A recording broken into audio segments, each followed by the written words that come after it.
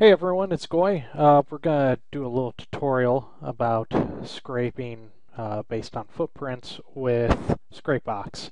I know to a lot of experienced people this isn't exactly new ground, and quite honestly, you may not get a whole lot out of it. But if you're somewhat new to Scrapebox or scraping targets in general, or how to go about doing it, how to find footprints and all that, this is probably going to be a good video series to get you going at least.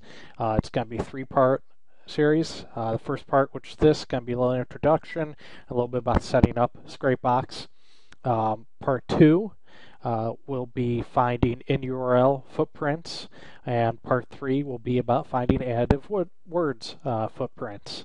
And if you don't know what all those things mean, well, you'll understand it by the time we make it through everything. So the first thing that we need to do is get right here into Scrapebox and get things set up. Now, in order to do that, you want to make sure that you're running the latest version, which I'm not, and that was kind of purposeful, so let me download the latest version. Okay, that's all you have to do, really. Run update. It's going to offer to restart it. Yes. There you go. You're up to date.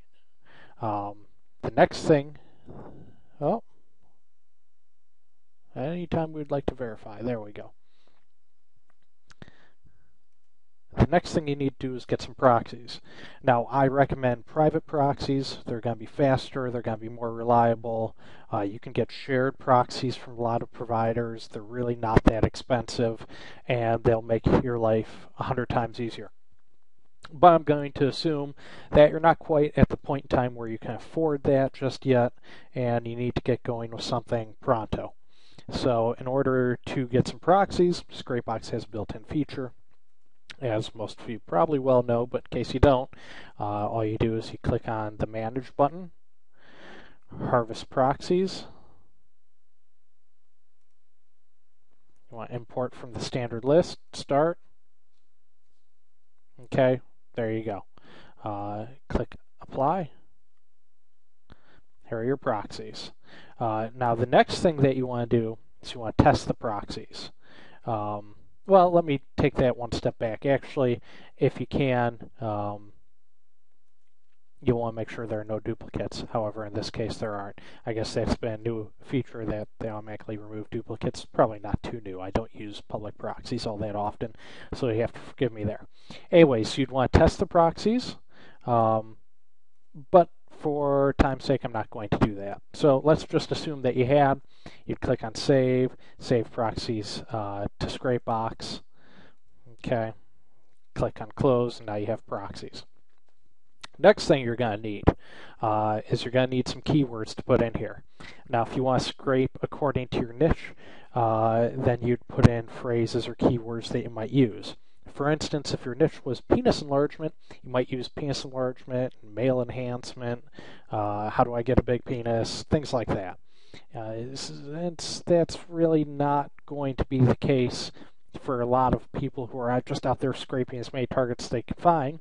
If you go to SEOsunite.com, you can just search for common words list and go to the thread for common words list.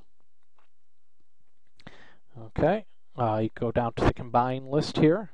Let me scroll on over. And if you can, I think select all. Yeah, I knew that was going to select the whole page, unfortunately.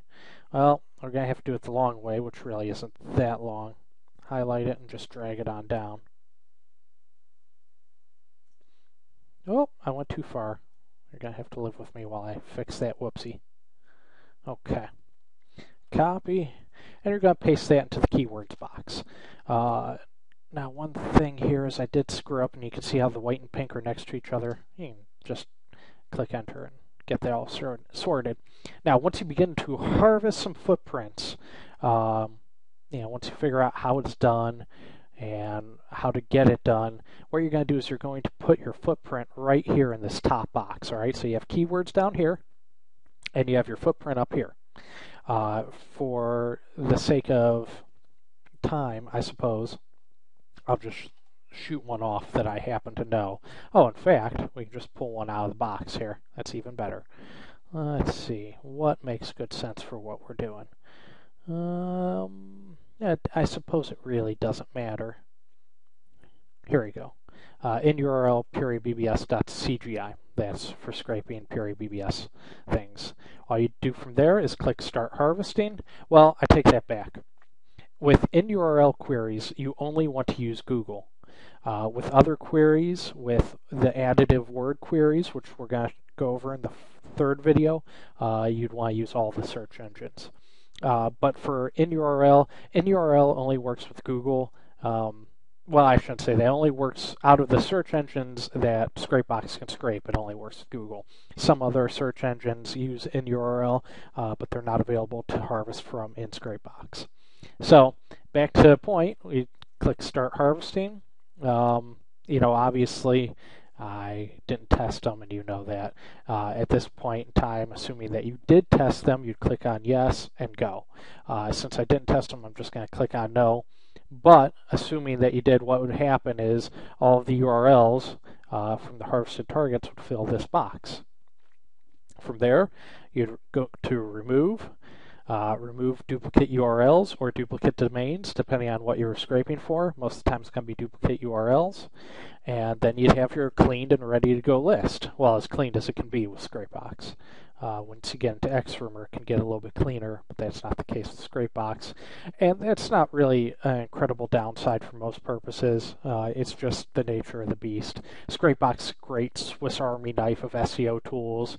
And I'm not talking down about it at all. It's just, when you get used to different programs, get used to different things, and it makes a great starting ground for scraping and harvesting targets that you may need.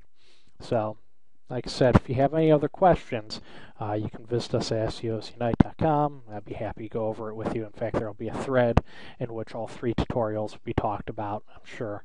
And so this is part 1, and I'll see you in part 2, and that's when we'll go over how to find these in URL footprints, and that'll help you with your harvesting quite a bit.